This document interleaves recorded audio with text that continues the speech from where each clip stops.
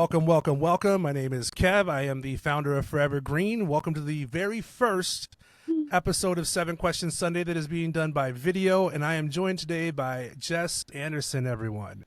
Jes, thank you so much for being here today. I really appreciate it. Oh my goodness, thank you for having me on your first video podcast. I'm so excited. Hey, why not, right? Let's start it off. Let's start it off with somebody who's funny. Well, who did you start with? randomly I'm starting with you because I find it interesting that I always come across people I find interesting on TikTok. And really? I came about knowing who you are because of Sam. Of course. So I had seen a stand-up video from Sam, and then I was scrolling one day and saw a podcast interview. I was like, oh, Sam was on a podcast. Let's see what he had to say. And then I realized it was both of yours podcasts. Yeah. And I was like, okay, this is cool. I like this. And then I looked into who you were. I watched some of your clips, started following you on TikTok, and you're extremely funny to me. And I hope you don't take this wrong. You remind me of Christina P. Oh, really? Yes. Yeah. Yes. So and how I look, and I had that thought, and then I thought to myself, wait a minute, is the TARP report just the working man's Your Mom's House podcast? Because that's how it feels. I love it. I love it all. So funny. The podcast, I started at episode 28, I believe it was, but I went back. Oh, okay. I was gonna say I went back and watched earlier ones. Wow. Because there was a clip I saw on TikTok, and Sam was saying something, and I was like, wait a minute. And then you said something in another clip about people's booking emails. And I was like, yo, I did music for so long, and I've dealt with that. So I had to go back and find that episode, and I watched it. And you are so right. Oh, you're so very right. I was on one that day. So yes. Yes, you were. But it was valid. Yeah. It was very valid because I've been there as somebody who's trying to get booked. Right. I've been extremely professional with people. And then next thing you know, they're completely unprofessional with me. Right. And I'm like, okay, you're the booker. I'm reaching out to you. Yes. Like, that's what I'm supposed to do. Right. But that struck a nerve with me that I was like, oh God, I haven't done a show in so long. And now I'm sitting here thinking to myself, I'm so happy I don't do that anymore. I was going to say, I hate booking. That was the worst part. Like I was a hip hop act by myself from 2009 to the end of 2013. Wow. And then I had a band project I did from the end of 2013 to like summer of 2016. Yeah. And we had the hardest time like as a band getting booked because it was like hip hop, rock, metal, everything just mashed together. Right. So that episode, I'm sitting there watching it going, oh my gosh, this is my former life. Yeah, it's well, it's funny because like that was kind of out of character for me because I don't usually I'm pretty I shove stuff down. Sam is the emotional one out of the two of us. Like he does the yelling and the crying for both of us. And right. But yeah, I had just because I just started booking. I haven't been doing it. I mean, I just started all of this. I haven't been doing much of this for very long. But yeah, I'm like, come on, people. and it's the entitlement, right? Like that air of entitlement that, oh no, you need to book me. This is who I am. And just like disregard for I'm like, I have a whole other life as well, you know, that doesn't include you. Exactly. Exactly. And then people just don't know how to respect that. I think, honestly, I think it comes down to people just don't know how to communicate at the end of the day. Like and properly communicate. Like I said in the podcast, like I get emails, and I'll have people, I literally had one guy who would email me every week, and I was totally fine with it because every week I was like, oh shit, I need to book him.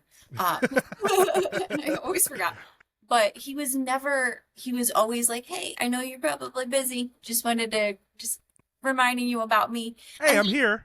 Yeah, hey. And that if you're not advocating for yourself, you have to. Maybe not every week, but right. Right. Like every 2 weeks is pretty decent. Like just like it's like a payday, right? Like so every 2 weeks you're just like, hey, on Friday, just I'm still looking to get booked with you. Like just let me know when we can make that happen. Right. And I think that you and Sam said something pretty good in that You just send over the email with your dates you're available, and yes, if if you wait like 3 weeks, then reach back out to follow up. But I think the people who are just following up week after week after week after week after Yeah. week, and they're not giving you anything else to go on, right? They're not like, hey, here's my booking information, here's my schedule, Right. Yeah. Oh but my, you know what? People, they'll figure it out. they will. They will figure it out. It'll work out for them in the end. It takes all kinds. It takes a Right. village. It really does. Like, because it takes those who, abuse the power to remind me of like the people who are awesome and like, oh my God, I am so grateful for, the ones who just do it, quietly. Right. And then you got people like me now where I'm just like, hey, I sent that over to you. Just wanted to follow up. All right, gotta go. I call it polite pestering. Like that's what you have to do. Like just enough to like remind them, like, hey, I'm here. Like don't forget about me. But like not enough to be like, hey, don't forget about me, asshole. Like, hey, don't forget. Right. There's no need for people to get nasty about it, but at the end of the day, some people are going to. Yeah. And I mean, it is what it is at the end of the day, right? Yep. Well, just I want to jump into the 7 questions. It's a variable who, what, where, why, when, and how of questions. So again, the first one, what sparked your interest in comedy? What made you want to make people laugh? So I have a bit actually where I kind of talk about it a little bit, like about how I learned really young. I don't remember when, but I always remember my dad like being able to make people laugh and him using that as a tool to get out of bad behavior. Like as he would do something really terrible, but he could make you laugh while he was doing it. And it's like, okay. And so I learned that it's a really awesome skill to make people not mad at you. You're not wrong. Right. You're not wrong. I did that at jobs when I was younger. Right. Like I remember being 19, working at Old Navy, and showing up so late for my shift, and I knew I was late. Right. It was like an 8-hour day. I showed up 3 hours late, and my manager looked at me as I walked through the door. I was like, I could have just not shown up. Hey, and I kept walking to the back, and I'm like, oh, okay, yeah, I'm in trouble. I'm in trouble now. Guy. But I didn't really get in trouble. Like she made me stay 3 hours later than I was supposed to, so I was like, okay, checks out. It was a wash. Yeah, So, one question I asked you was, what's the smallest room you've performed in, biggest room you performed in? How does the experience differ for you, and where did you get what did you like more about them? So let's see. Probably the smallest would be like 5 or 6 people, which happens quite often. Like, if you do enough open mics, they're not super frequent by the public. So you get used to working like and doing small rooms with no one, and kind of being a tough time. But I think probably my biggest, I did a show in Wenatchee, and there was like I think almost 1,000 people there, and that was like wow, the biggest that I've done. Yeah, and that was incredible, and it was amazing. I obviously prefer the bigger crowds because the odds are in your favor. Sure. Well, now, were you opening for somebody on that one? I was hosting. Okay. Yes, which it's a necessary evil in this doing comedy, but I am really, really bad at it. Like my short-term memory is just absolutely terrible. Like, and so I'm not a really great host. I can make it work, but it does require a different part of me. And you'd rather be the person up there being like, oh, I'm first, but I'm not hosting. Yes. Let me go out there and make these people laugh, not have to remember. And then, yes, I'm like, I am too, I'm like, my dad didn't give me much, but he gave me not 1, but 2 learning disabilities. Like, hey, thanks, Dad. Yeah, neither of which I can spell. Like, it's not, so, when I think the other day I was introducing, His name is Tyler Bell. Very simple. Tyler Bell. And I was sitting there and it was like right before I'm getting ready to introduce him and I'm like, no, is it Tyler or Taylor? Is it is it Taylor or Tyler? And then I'm just like, and then I just start spiraling. And I'm like, I don't know. And of course I'm not gonna go ask him. Like, of course not. You're a consummate professional. Why would you need to ask somebody what their name is? Instead I'll just say it wrong on stage. So when it works, it works. He's, they can make a joke. I'll let the other comic deal with it. But it's definitely a lot easier to make 1,000 people laugh than it is 7. Just because there's more likely somebody will find me funny. Statistically. No, statistically, that's very true. Like, and I've noticed a lot. Like, I've really gotten it more so into comedians as people over the last few years. Yeah. I think that's because of COVID. I think that, just watching a lot of the podcasts I watch and listening to a lot of the podcasts I watch and really understanding like comedians are kind of like musicians in a way. And I know it's something that's always been there, but when I think you're talking about 5 to 7 people, I have performed for 2 people before. Yes. And that was when I was a solo act. Like it was just me. I was at a bar. I got booked and I think I made like $20 that night. Oh, dang. Okay. Hey, it paid for my drinks. Okay, now you're just bragging. All right. Hey, show $20. Actually, 10 went to my drinks and 10 went to my gas tank. So, like I've done that, and I performed in front of 1,800 people. Wow. So, I mean, I completely get. Yes, I'd rather perform in front of more people. Mm-hmm. And I think the worst is the smaller clubs and bars. And have you heard about this thing with South by Southwest? Yeah, what's that? So like there were artists performing in bathrooms. Yeah. And I'm like, hold on. So everybody's gathered around a bathroom door and watching like the places that comedy has taken me.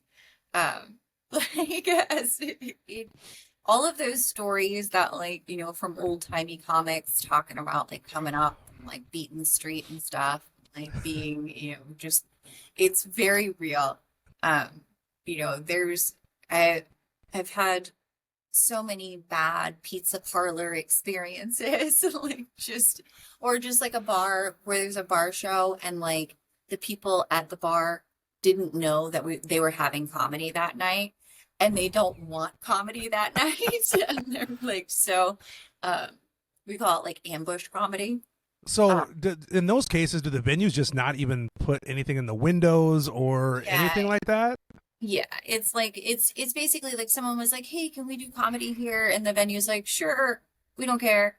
And then, there's not a lot of marketing that goes into it. And so it usually just ends up. And then the people who frequent the bar are like, we didn't ask for this. Like, we don't know who this person is. Yeah, what is this going on here? Football game back on. Like, no. And that's the other thing, right? Like, during football season, you're not booking most of these places that might be good for what you're wanting to do because of the built-in football crowds. Yeah, or just sports in general. I mean, I think it was baseball. That's another one. And the game went long and they were like, sorry, you literally can't start your show until this game is over because they spend way more money than any so that's wild. But I get it though. I get it. It's a grind. I couldn't be a comedian. Like I just know I could not attempt to be a working comedian. Yeah. Because I would just be so frustrated at like a 7-person show.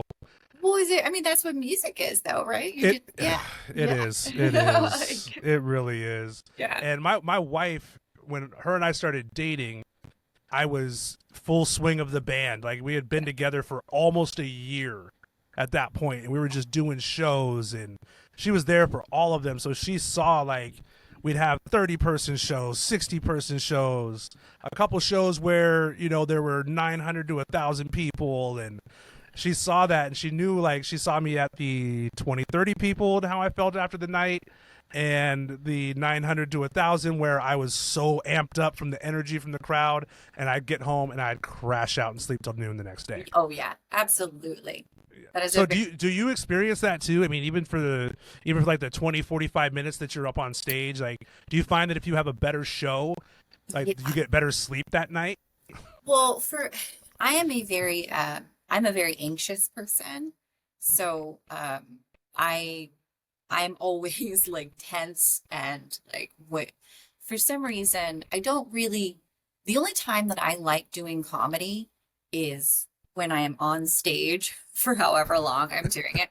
And it's fantastic. But the lead up, like that's the other reason I don't like hosting is because there's so much like you have to go and then you stop and go and then you like there's so much to just like worry about. So after a show is over, it's like I can just like relax and then I crash because I've just been so high energy and high strung for however long. Do you find that with that, like I keep it on the subject of how you sleep afterwards, because I know for me, after a show where it's a small amount of people, I'm in my head all night and I can't sleep. Like, why did I do this? Why didn't I do that? Why did we do this song? Why didn't we do this song? Like, and then after a good show, I'm like, I'm ready to go to sleep.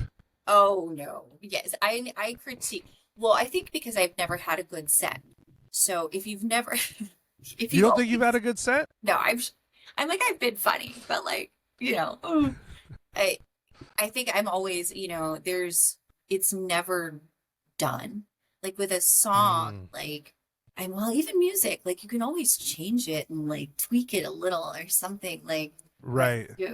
But like, it's even if it's a good set, you're like, oh, well, I could have said instead, or, oh, I should have gone here and, different, there's always a million things to think about after, like just, it's always that hindsight, right? Mm-hmm. Oh yeah. If there is, somebody in the crowd or like a joke that I could have come back to or something like that, like, oh, Mm-hmm. That's the joke you don't tell or the song you don't sing, right? Yep. Mm-hmm. Well, I literally the other night I just felt off. Like I felt off and like I got off stage and I literally told one of the other comics, I was like, I think that like I couldn't get my guitar in tune like tonight because like it wasn't working. Like my instrument was broken. Like something wasn't right. And it came across in my set. Well, I think all in all, it comes down to we can always like we're our own worst critics, right? Like 100%. Creatives, and like they say, creatives are, we're sensitive about what we do. Like musicians, comedians, actors, we're all real sensitive about what we create and what we do. And people can sit here and tell us we're great all they want. And thank you, but then you get home and you're like, oh, come on, man. Yeah, but they probably just said that. But am I? Yeah. But and when you are, and you still do the but am I? It's kind of like, quit playing with yourself. Right? You're good. Oh my gosh! Oh goodness, yeah. Yeah, I think confidence is a huge thing. I mean, you have to have confidence to get on stage. Some sense of confidence, whether it be naive confidence, foolish confidence, or just flat out you're confident enough to be on that stage and talk to those people. Yeah. I think it takes a lot, and I don't think people understand that really. Yeah, it's terrifying every single time. Like, and you never know, even like because you just never know if it's gonna work. You never know, and like sometimes like a joke that works. It's worked 100 times. And then I get here for some reason in this place at this point at this time, it doesn't work. And then it's like, what's going on? What's happening? And then you have to like, what's going on, guys? This isn't working the way it's supposed to. Figure that out. So tell me so far in your journey, what has been the most memorable moment for you? She's probably the Wenatchee show is, that was really big. But I think getting to do the podcast with Sam, who I, is an amazing comic from out here, and somebody who I look up to and just think is amazing. And the first time we went, he took me on tour with him, like to Salem on tour. Like we went to Salem together to do a show, and it was that's tour. That's tour. Right? Yeah. I'm like, I'm not tour, no big deal. But it was just like, I'm like, I just have like all of these. I mean, literally any time that I'm doing comedy, or like right now, I'm like, what is happening? Like, what? I literally had cold chills because I'm like, what? This is not, how is this my life? Like, what, me? Like, I watched comedy on TV, on like SNL and like Mad TV. Yeah. Like, that's the pipe dream. Like, that's. I mean, that is it though? No, is it though? Because like, you're exactly, you're doing it right. Like it, and it's so interesting, all the correlations between comedy and music. And I look at it because, as you said, watching SNL, watching Mad TV, watching all these improv shows, Upright Citizens Brigade, like all these shows that we've all watched as kids, like. And then for me, it was I'm watching MTV Spring Break and like, yo, I want to perform on that stage. I want to perform out there, like, and I'm like, that's never gonna happen. What do you? Oh, as a yeah, no, like I wanted to be that. I wanted to be the special guest performance on MTV Spring Break because I remember seeing Busta Rhymes do it. Right. And I was like, man, Busta Rhymes is my top 3 favorite MCs for me, and I was like, yo, he can do it. Yeah. Oh, I could definitely do it. I'm like, that's never gonna happen, Kev. Yeah. Like, I'm sitting here 42. I make music at home. I rap about things a dad and a husband will rap about, and that's about it. Whatever. So tell me, what do audiences do during your set that just drives you crazy? And how do you handle it? Nothing an audience does drives me crazy. I love all of you. Every one of you. Trick question. Yeah. You know what? I think the funniest part for me, I open my set with "My name is Jes, I'm an alcoholic," which there's most people know the required response, right? But it's a weird dance that we do. Like each audience is different, and like each place is a different vibe. So it's like something that's like acceptable at like Nate's isn't acceptable at Tacoma Comedy Club, right? As far as like the audience goes. And I think sometimes I'll like say a bit, and then instead of like getting a laugh, I'll get a, oh. And when that happens, do you think to yourself like, wait, was that a moment? Yeah, no, it's like it's like, oh, you messed up your joke. Then somebody caught it, right? Like, oh, you need to do better. Like, it shouldn't. And it was probably the person who's had the most drinks in the room for the night was like, that wasn't right. That's not what she meant. Yeah, definitely that, or of course, overly intoxicated. I do have a line that I go to whenever the audience is thanks to all of the comics and some of the audience members that you heard from this evening. Are you that, just a bonus question for me, are you that type of person who likes to do crowd work? I stick to my set. I love to do crowd work, but I also know that it's risky business, and if it fails, it will fail in a major way if it fails. And they will eat you alive. And it's like, and especially if you open with crowd work and it doesn't go well from the beginning, and it's like, oh, see, now they hate you already. Mm-hmm. But we actually, I don't know if you've listened or not, but we had Nate Jackson on. I just saw the clip. I need to watch it. I know Nate. I opened for one of his shows back in 2012 when he just started doing it all. And it was at the what's now Steel Creek. But when it was Varsity Grill in Tacoma. All right. And he had the whole upstairs where he did the super funny comedy. He actually was gracious enough to let me open and do 3 songs Wow, that's so Yeah. cool. Yeah. Yeah, no, Nate's funny. Yeah. Funny. I mean, what he is capable of doing is like, I mean, it's just, it's so impressive. It's on My another. wife and I went on a trip to Orcas Island back in February, and we went to one of his shows the night Yeah. before we had to be on the ferry. Uh-huh. And we had so much fun. And it's And just nothing but crowd work. the crowd work was impeccable. Yeah. And he just knocks. Rapid fire. Like, no, he's a sharpshooter when it comes to crowd work. You know what? Honestly, I kind of feel like Nate's the archetype for crowd work. I think other people do crowd work, but Nate does crowd work. Yes. And it's not, he doesn't do crowd work from a place of trying to like have a gotcha moment with somebody. He legit just wants to have a good time.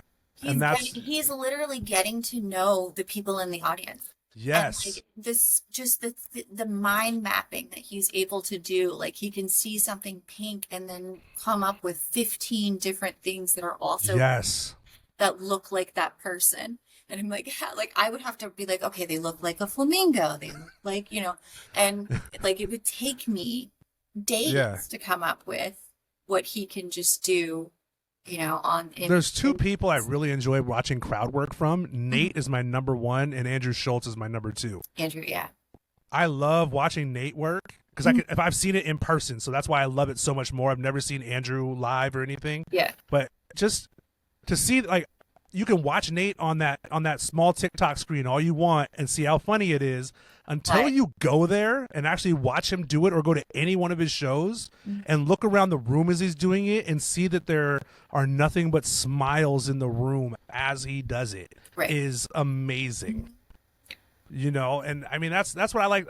I like going to comedy shows a lot. My wife and I have gone to so many of them in the 10 years we've been together. Yeah. So we've seen Steve Byrne together twice. I like Steve. He tested out jokes one night. You what? I really embarrassed myself. I was still drinking at the time. But I went to one of his shows and we had gotten free tickets for it. And then he had made a joke about people getting free tickets. And then I drunkenly went up to Steve and was like, Steven, I'm one of those free tickets people. My wife embarrassed herself front row at Tacoma Comedy Club. Really? And it's the funniest thing in the world. I know she loves telling the story, but it was like near Halloween. It was for her birthday. I took her. Yeah. And we're sitting front row, and he's talking about Halloween and how girls are getting ready to get dressed up, and she woos so loud. And he goes, "Oh yeah, you ready for Halloween?" She's like, "Yeah." He goes, "What are you gonna be?" She's like, He goes, "This is literally the worst conversation I've ever had with anybody." Yeah. And the room erupted because it was so funny. She was laughing so hard because she just knew that, that was my moment. I messed it up. Yeah, but that's like a forever moment. Yeah. So a lot of people are doing like social critique right now. So do you have any social issues that you want to highlight, that you want to or do highlight in your comedy? What is your take on that? Through just thought-provoking things. I stick to what I know, which is not a lot. But it's I don't get into anything like too hot buttony. Like my stuff, like I tend to just talk about me. But I do know that even that is not for everyone.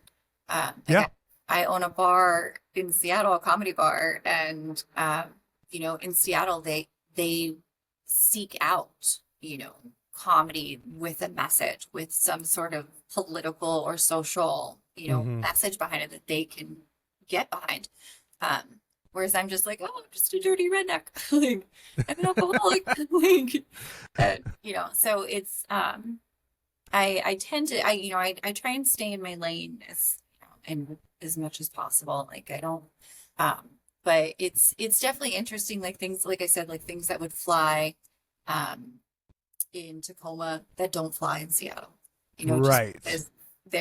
It's just, the vibe of the city, two very different places. very different places. Yeah. Very different places. Like I always find that very fascinating when you go to different cities and you see things in a different way. Portland is one of them. I love Portland. I love Portland. I've been to concerts in Portland, comedy shows in Portland. I've done a show in Portland, and that like a riot broke out like after the show. We were like, no, not a good one. This is 2018. Oh, yeah, not a good one. But like there was bear mace involved. Oh, like wow. That's and like it was in the air. We all had to go back in the bar. Yeah. And like it was in the air of the bar, and all of our eyes were all like, what's going on here? But no, I like the different cities have different vibes to them for sure. Yes. Yeah, and you for sure. Like even I'm like I said, like I'm not, I'm not a hot button or anything like that. My parents were really young when they had me. My mom was 15 and 17, and I do have like a joke about my mom. I'm like, oh, I have like some people get like a helicopter mom or tiger mom, but I got a teen mom, and right, and like I've had people literally get mad at me about that, and I'm like, what? No, like I'm like, no, she really was. Like I'm not being mean to my mother, you guys. She really was a child. So, but it's and that was in Tri-City, so it's like you just never know. Like you kind of do have to. Well, you do know. You just have to kind of be aware of like the places that you're going. And you really have to.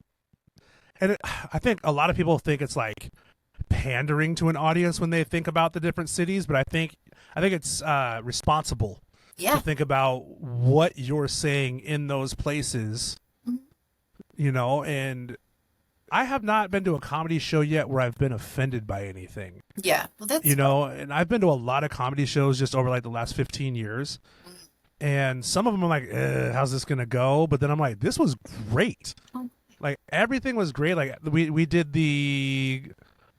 what's the one they do to Tacoma Comedy Club with they do both their sets. They do like they go get drunk or high or something like that. We went to that and I was like, this could go very wrong. The dope show. Yes, the dope show. That's what it was. We saw like I think the only person I can remember, and I feel like a jerk for saying that, like Adam Tiller was on the show. Yeah. And he was absolutely hilarious. That's so and funny. Like he did his first round and he came back, he goes, well, I don't drink, so oh my God. But I do get high. And I was like, oh, okay, let's see how this goes. And it was just such a great experience.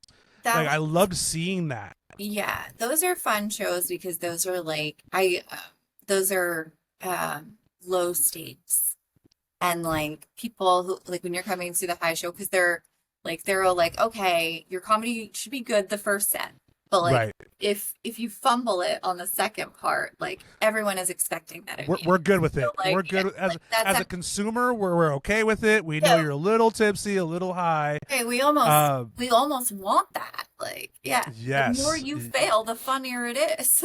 Yeah, I think there were 3 other comedians on the show with Adam that night, and I laughed so hard because the second round when they came out, the one girl was trying to do her set. She goes, I am so sorry, guys. I took like 3 shots backstage. This is not going to go the way I want it to go. And I was like, no, this is going the way I want it to go. Exactly. Because I want to see... I just want to see how you do. Like, this is great because I've done that, and I know people who have done that who are musicians who have done a sober show. Yeah. Where they don't drink before they go on stage, and I know guys who drink way too much before they got on stage. And it's such a different experience. Oh, absolutely. For sure. Like I don't drink, but I know that if I did, I wouldn't do comedy. Like I had to stop drinking before I went on stage. Yeah. Because I was getting too loose and I was having too much fun, like the first 2 songs of the set, and then by song 3, I'm like, oh God, I am gassed out. Yeah. Gassed out, tired, and we still have another, oh God, we got 30 more minutes, guys? Oh goodness. All right, let's go. And there are comics who will do the same, who like, it was really funny, like my first year in my first January, I think it was January. Like, is that when everyone goes sober? Like everyone gets sober in January, and then And then February 1st came, and all of those comics that were super funny last month are just on stage bombing. And I'm like, what in the, oh, it's because you got drunk. Like, and, or, somebody who is trying to calm their nerves. And gets up there and forgets the line, it's like, oh, well, oopsie. That, so many fond memories. Like forgetting a chord, like, and it's like, ooh, that sounds awful. Forgetting a whole verse and making it up as I go along, and the band went along with it, and we all laughed about it after the show. Yeah. Awesome. That's happened. So tell me this. One thing a lot of comedians deal with, almost every comedian, is hecklers. Yeah. How do you handle hecklers? Are you the compassionate type? Are you like, okay, that was funny. I'm the comedian. I have the microphone. Yeah. Or do you like iron fist, hand of God, like get this person out of here? I think it just depends. Like I have never kicked anyone out. It hasn't gotten that bad before. The worst, I would say, like, is there was one guy that I had to like use my preschool, like my teacher, my Montessori, training, and went over to his table and was like tapping on the end of his table, like, hey, shh, shh, shh. Hey, focus up. It's okay. Shh, shh. I just like, but I don't know. It's, I've never had anybody like fight me on anything. Just like, people who are just aggressively wooing or stuff like that. Like, I'm just like, oh, you're a good reminder why I don't drink. Have you gotten those people like that group of woo girls in the crowd? Oh yes. And I love them. Do you make friends with them and then make them realize they're being too loud? I have a joke that I've been working on that, when there are those women who they drink, they become woo girls. Mm-hmm. But when I drink, it's more of like, woo girl. I like that. Oh, girl, you should not do that. It's not for you. It's not. I'm down with a woo girl who's down with me. Unless they don't like me, then woo girl. You ooh, girl, you don't like me? What? So, Jes, my last question, and it's a question that I'm going to be asking everybody, is what's next for Jes? What is Jes up to next? Are you going on tour? Where are you going to be other than your own comedy bar in Seattle? Yes. Hopefully continuing to do the podcast with Sam. And just adding more time, I guess the same way that like a musician would add more songs, you learn another song, that I add more jokes, like add more stuff to bulk up the set and like get it, better so that I can, instead of doing 30, I can do 40, an hour, 2 hour, have all of that. I just have all kinds of material. And yeah, Sam and myself and actually another comic, Lynette Manning, are going to be going on tour this spring, so that's really exciting. So you guys finalized that? We did, yes, actually. Wonderful. Night. It's super funny, yes. Wonderful, because I saw that on the podcast episode, and I was curious about that. Yeah. Are you guys going to be playing in this area, like the Tacoma area, Seattle? I think we're going to like California. Hey, nothing wrong with that. Maybe this way, I don't know. I don't really know how maps work. So we'll get you a Rand McNally. We'll teach you how to use it. I just hop in. Like, I'm like, we're doing a show. Hey. Let's go. That's awesome. I'm very, very happy for you guys that you're going to be doing that. I for anybody who just doesn't think that what they're doing is like matters, I think that once we get out of our own ways and we just hop in the car and go, and you're going to touch somebody with your craft, with your art. Like somebody's going to be like, you know what? Woo, girl. Woo, girl. You're right. You're very, so I mean, that's I think that's always the great thing is at the end of the day, like you make an impact whether or not you know you do. Yeah. Like it's always going to happen, and I wish you guys nothing but the best out there on the road. Like that's going to be so much fun. How many shows is it going to be? I think we're going out. I'm not sure. I think we're going to be gone for like 8 or 9 days. So. Oh, nice. Nice. We'll do a show. You guys are doing a proper tour where you don't come home and work during the week, and then you leave on Friday and go do more shows. Yes. Yeah. Hold on. I think we're scheduling it through like spring break.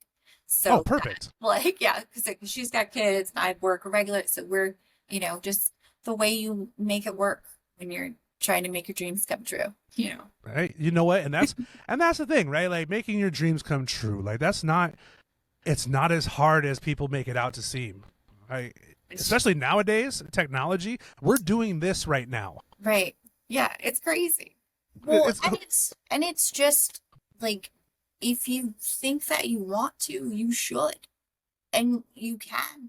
I don't know how, but if you just got to start. I mean, try it, right? Yeah. Like, how do you know if it's for you if you don't try it? Right. Like me, yeah, I know. I if I got up on stage and did comedy, I'd probably bomb. I'd be okay with it. Yeah. Because it'd be the funniest bomb ever. So it might actually work, but I would never do it. Like a great comedian, like right. It sounds like a great comedian. Oh, you get up, he bombs every night. Oh, this guy's great. Book him. Tacoma. Yeah, I'm in Seattle. Oh, go Tacoma. Yeah. Oh, wait, wrong place for that one. Right. Well, Jess, do you have anything you want to plug while we're on here? Like anything that you got going on?